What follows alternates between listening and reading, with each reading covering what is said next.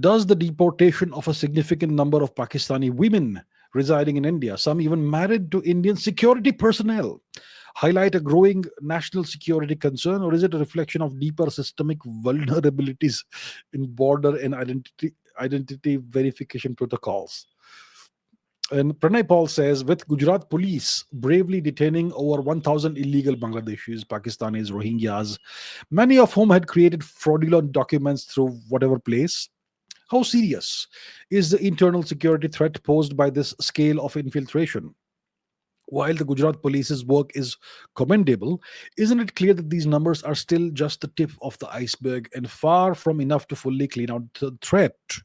From a national security perspective, how urgently must India act not just against the infiltrators, but also against the political and logistical networks enabling this demographic insecurity assault?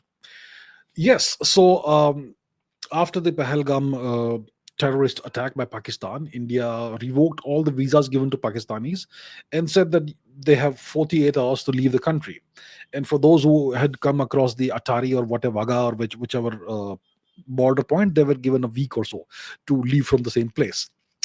And then there was some kind of a crackdown within certain parts of India on Pakistanis who had been overstaying their visas illegally, and thousands of them were discovered and rounded up.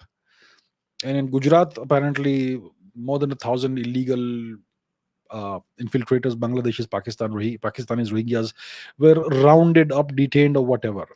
The question is, you know, when the government issues the order to round up the illegals, the authorities are able to find them so quickly, right? Incredibly fast, as if they know exactly where they are. So if it's known where these people are staying and they're illegals, why have they been allowed to stay in India for so long? There are millions of illegal Bangladeshi infiltrators all across India. It's an open secret. In 2014, the official number given by the government was 50 million in 2014. Today, it must be 100 million, possibly.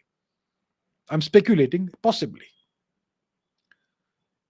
Why is no action being taken against these illegal infiltrators? Why are they not being deported?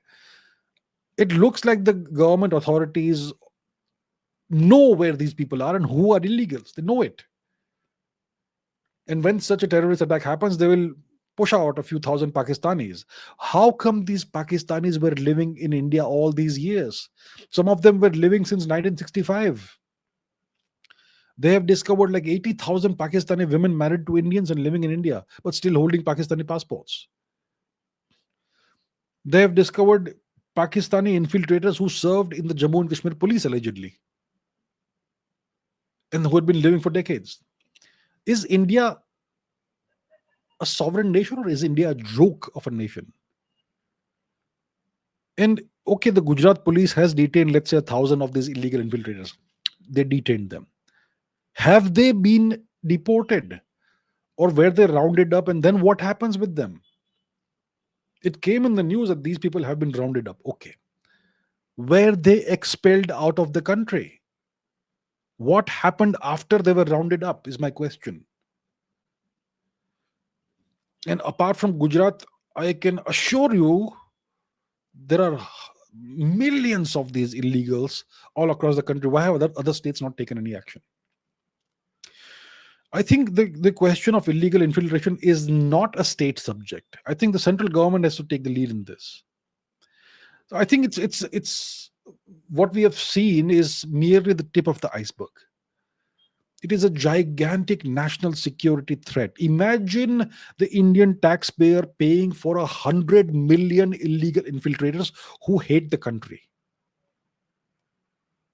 who are serving in the in allegedly in police forces and God knows where else. Some of them said on camera that they have been voting. They have cast their vote in India. How does a Pakistani get to vote in India? It's high time the government takes this very seriously and cleans the nation out from inside. I mean, it's mind-boggling the level of dysfunction the Indian government has. That we are so deeply penetrated by people who hate us, by our enemies. who are enjoying the privilege of living in India while working against the country. It's incredible.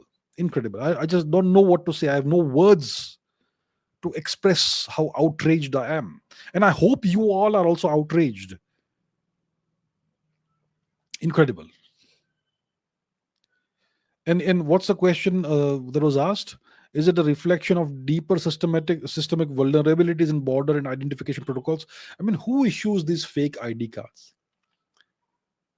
These ID cards, Aadhaar cards and PAN cards and whatnot, these are government issued IDs. Who is issuing them? If a Pakistani person gets a voter ID card, it means some government officials gave him the voter ID card, and it was issued by government officials. There is a serious problem in India. Serious problem. It's not just the infiltrators who are a problem. There's an entire, yeah, like Pranay Paul says, political and logistical networks enabling this. Um, I mean, the central government has to take some action, and it's high time to take that action on priority. Now that we are cracking down on Pakistan, it's time to crack down on the Pakistanis and Bangladeshis and Rohingyas and cookies and whoever else are illegally squatting on Indian territory. All these illegal invaders and infiltrators. Evict them all. Deport all illegals.